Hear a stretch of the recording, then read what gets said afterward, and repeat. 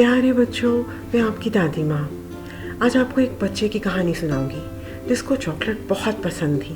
उसने मामा से ज़िद की, मुझे चॉकलेट चाहिए। मामा ने उसे समझाया, बेटा आपके लिए चॉकलेट अच्छी नहीं है, डॉक्टर ने आपको मना किया है। उसने ज़िद की, नहीं मुझे चॉकलेट चाहिए, मामा मैंने चॉकलेट खानी है। मामा ने उसे बहुत समझाने की कोशिश की बट उसने ज़िद की, नहीं मैं चॉकलेट खाऊंगा। नाराज़ होकर चला गया। मामा को भी गुस्सा आया, परेशान हुई, क्या करूं। रात जब सब सो गए तो उसे ख्याल आया कि मुझे चॉकलेट छुप छुप के खा लेनी चाहिए, कौन सा किसी को पता चलेगा। और वो चला गया। उसने देखा किचन में ढेर सारी आइसक्रीम थी, आइसक्रीम चॉकलेट वाली थी। उसने बड़े शौक से चॉकलेट वाली आइसक्रीम खाना शुरू की और खाई, बड़ा मज़ा आया। उसके बाद उसके पेट में सख्त दर्द शुरू हो गया। रोने लगा, मामा मेरे पेट में दर्द हो रहा है। मामा ने पूछा, चॉकलेट आइसक्रीम खाई है ना तुमने? वो साफ झूठ बोल गया, नहीं मैंने चॉकलेट आइसक्रीम नहीं खाई।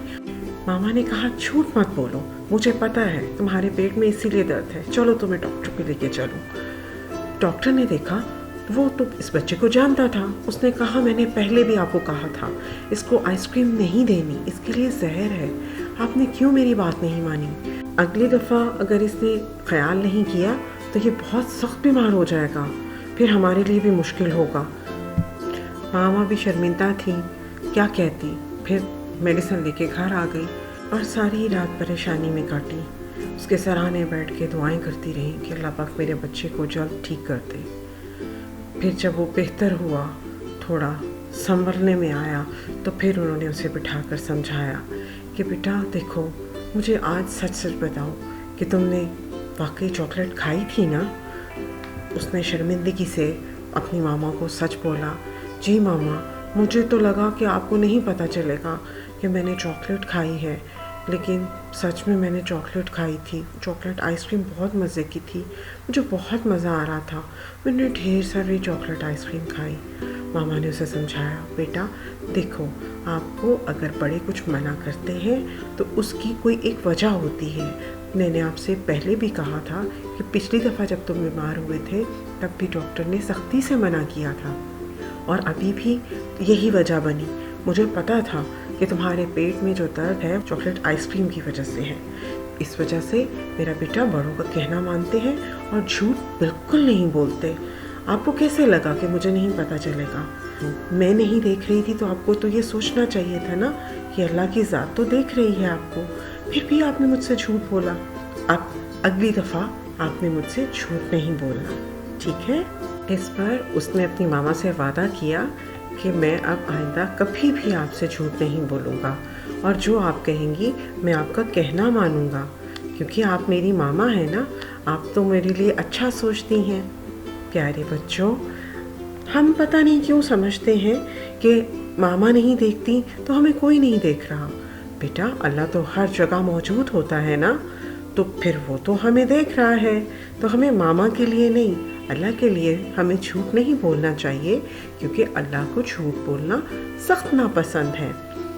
और एक बात और बताऊँ आपको, बज़ाहिर तो हमें लगता है ना कि झूठ की कोई बदबू नहीं होती, क्योंकि वो तो हमें नज़र ही नहीं आता, लेकिन मेरे प्यारे बच्चों आपको पता है झूठ की बहुत गंदी बदबू होती है। और इसका पता है हमें कैसे चलता है? जब मैं आपको ये बताऊंगी कि हज़रत अब्दुल्ला बिन उमर रज़ी अल्लाह ताला अन्हु से रवायत है कि रसूल अकरम सल्लल्लाहु अलैहि वसल्लम ने फरमाया, जब कोई झूठ बोलता है तो झूठ की बदबू की वजह से रहमत का फरिश्ता 1 मील दूर चला जाता है।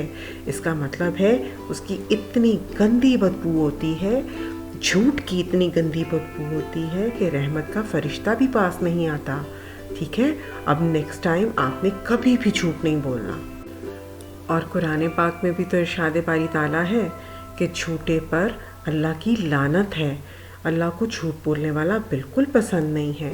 और आपको पता है मैंने आपको अपनी पिछली कहानी में भी बताया था कि झूठ जो है वो तमाम बुराइयों की जड़ है, और झूठ जो है वो बोलने वाला उसका रास्ता जहन्नुम है। यानी झूठ तमाम बुराइयों की जड़ भी है और जहन्नुम का एक रास्ता भी है। तो अल्लाह पाक हमें बचाए रखे, हम झूठ नहीं बोलेंगे। आप मुझसे प्रॉमिस किया है आपने कि आपने झूठ बिल्कुल नहीं बोलना, ठीक है? और अपनी मामा का कहना भी मानना है। मामा पापा बड़े हैं ना, वो जो कहते हैं वो आपके फ़ायदे के लिए कहते हैं, ठीक है? आप उनका कहना मानेंगे, हमेशा मानेंगे, और इसी में आपका फ़ायदा है और अल्लाह भी राज़ी होता है, ठीक है ना?